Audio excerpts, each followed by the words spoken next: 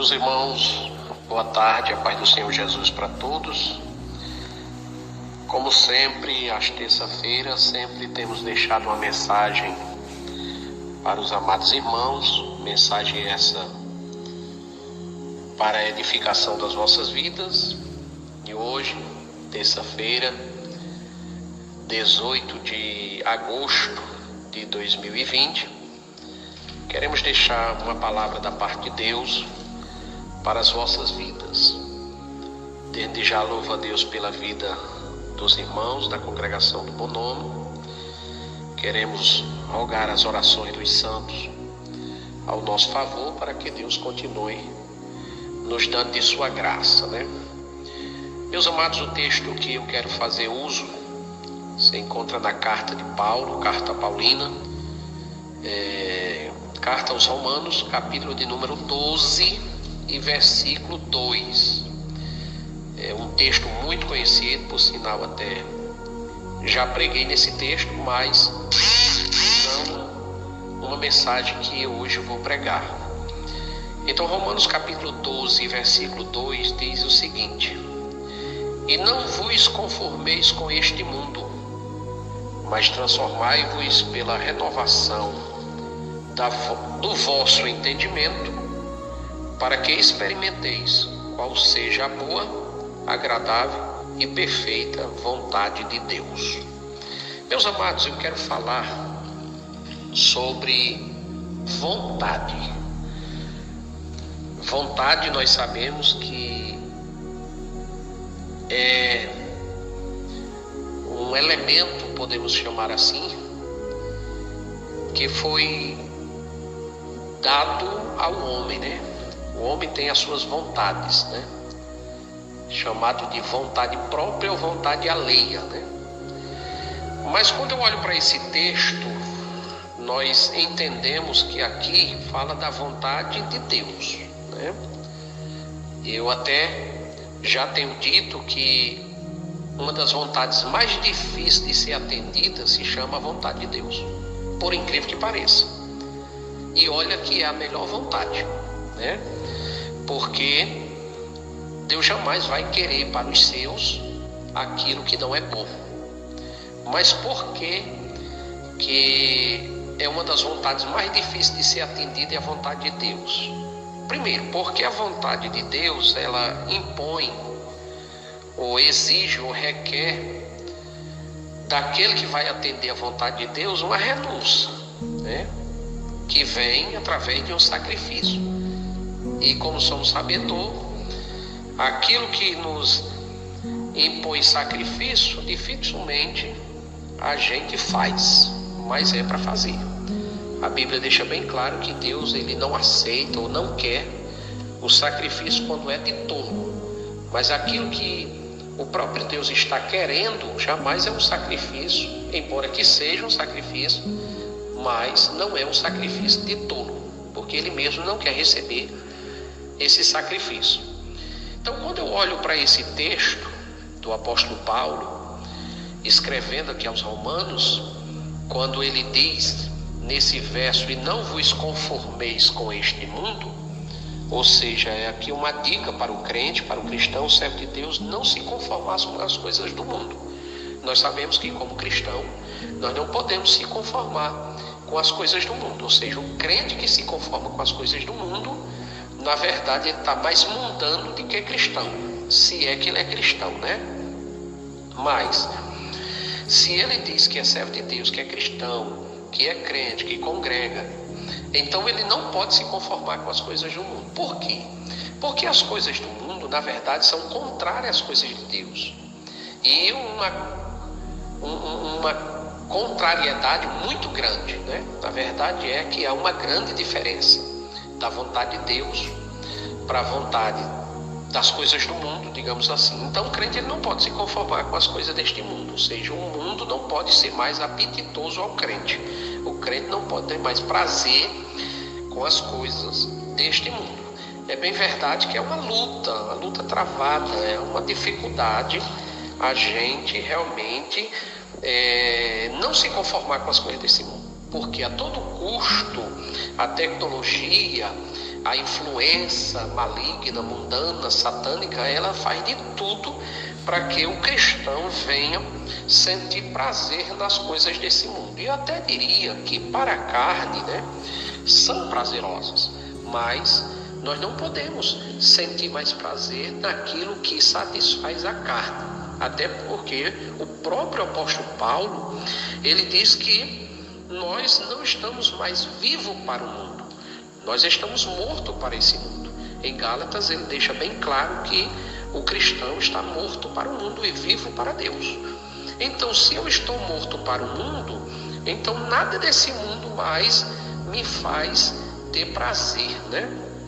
Agora, nós precisamos diuturnamente, né, constantemente estarmos com uma vida de oração, porque a oração na vida do cristão, irmãos, faz a gente perder o apetite pelas coisas do mundo e sentir apetite pelas coisas de Deus. Por quê? Porque a oração, ela nos faz se aproximar de Deus, ela nos dá comunhão com o Senhor, e a gente tem essa conexão com os céus a ponto das coisas do mundo não servir mais de conforto para nós, né?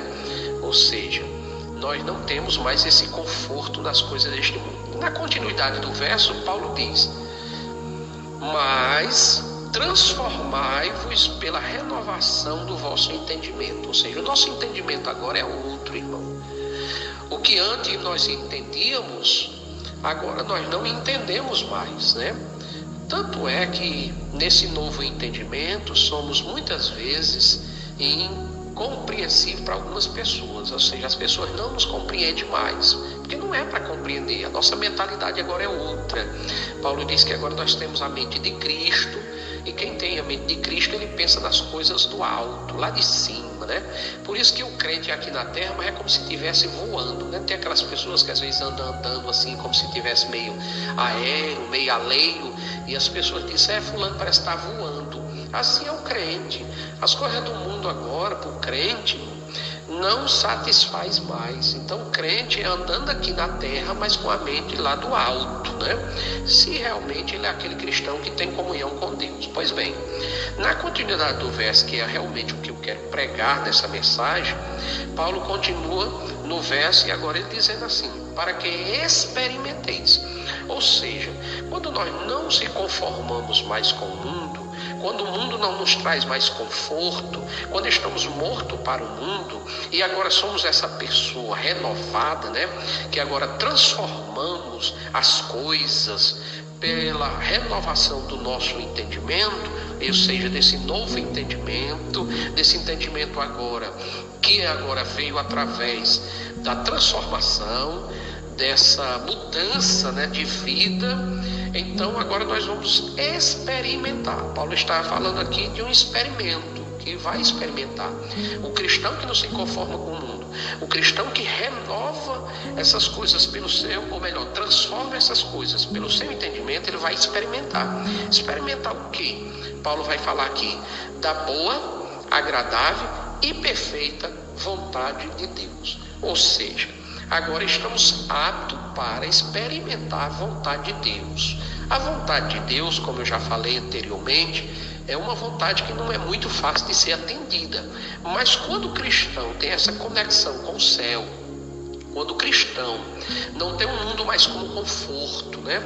Então, ele já tem transformado pela renovação do seu entendimento, ele passa a experimentar essa vontade de Deus. Ou seja, aquilo que Deus quer, ele quer também. Aquilo que Deus gosta, ele gosta também. Aquilo que Deus não gosta, ele não gosta. Está entendendo? Há essa conexão com os céus, a ponto dele ter essa ligação tão próxima com Deus, dele sentir o que Deus sente, dele querer o que Deus quer, dele fazer o que Deus faz.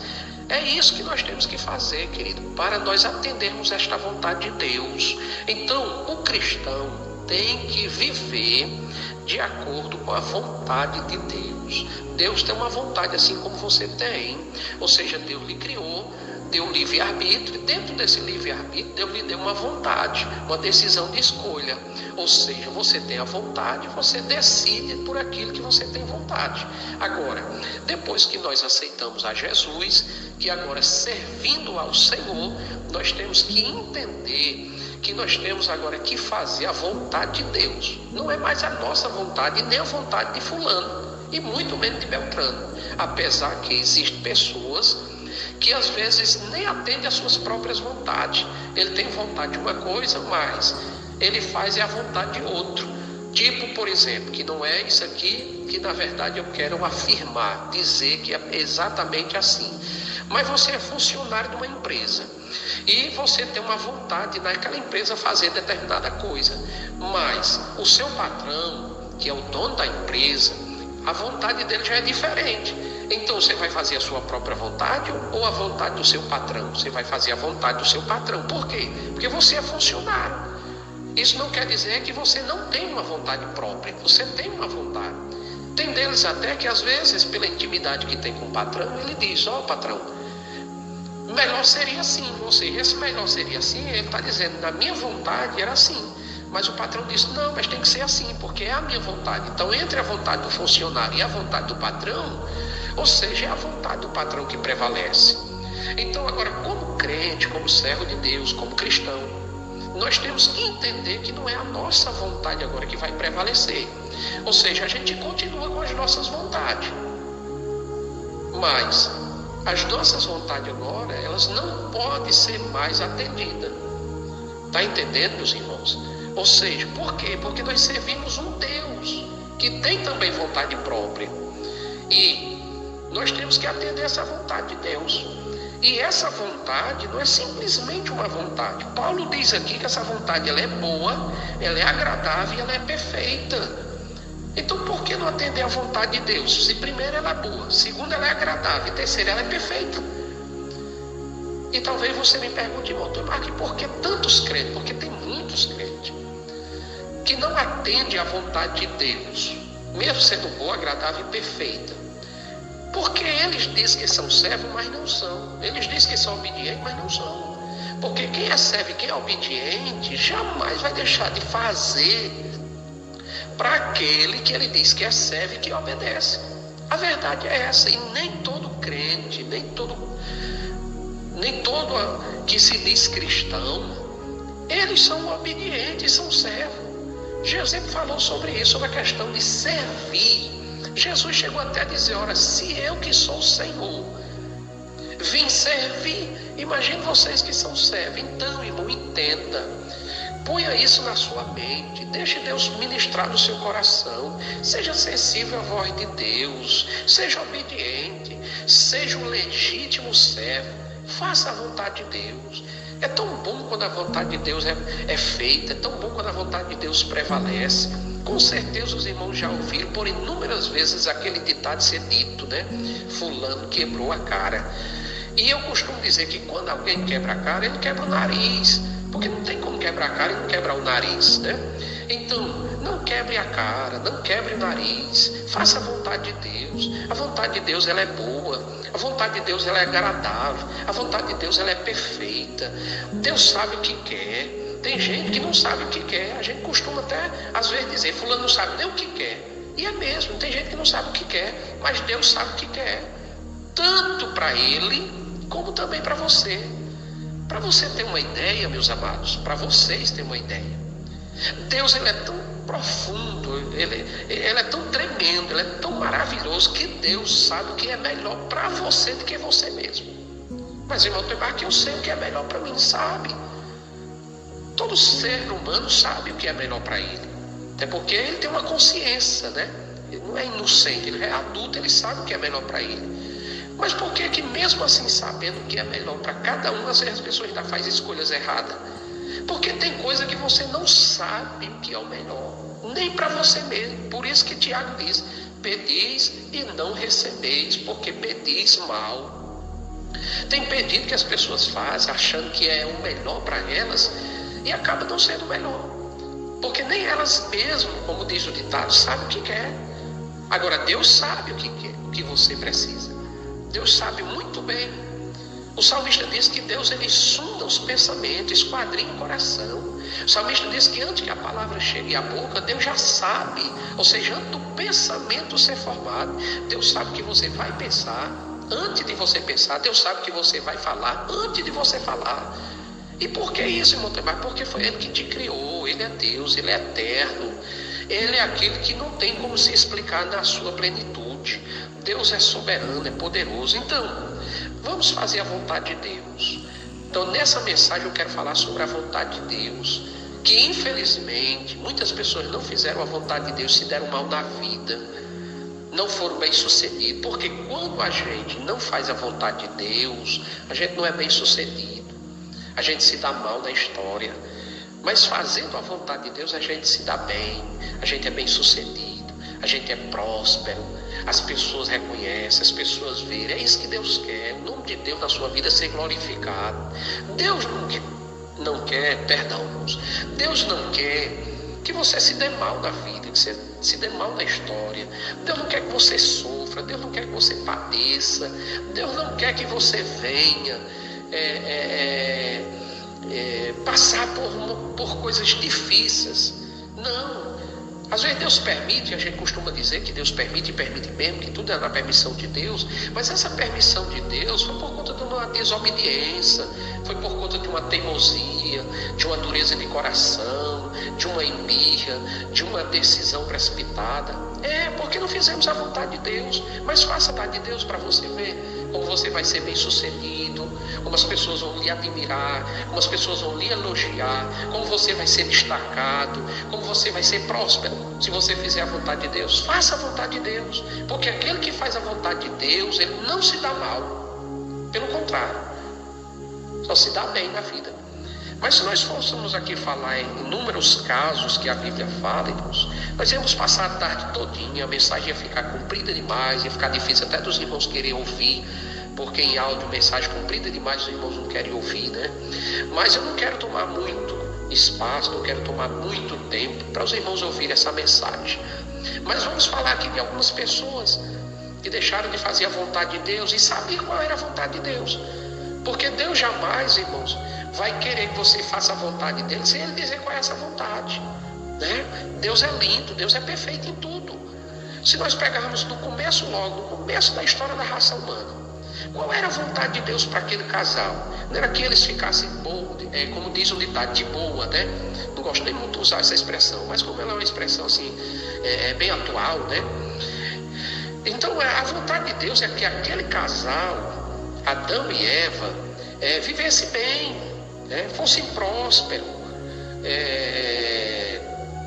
que eles tivessem, né? Uma vida abençoada. Tanto é que Deus fez um jardim para eles, colocou eles dentro do jardim.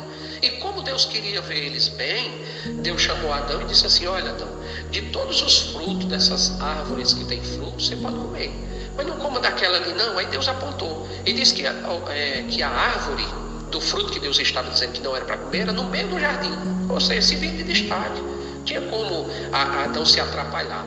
E mais Deus apontando qual era, né?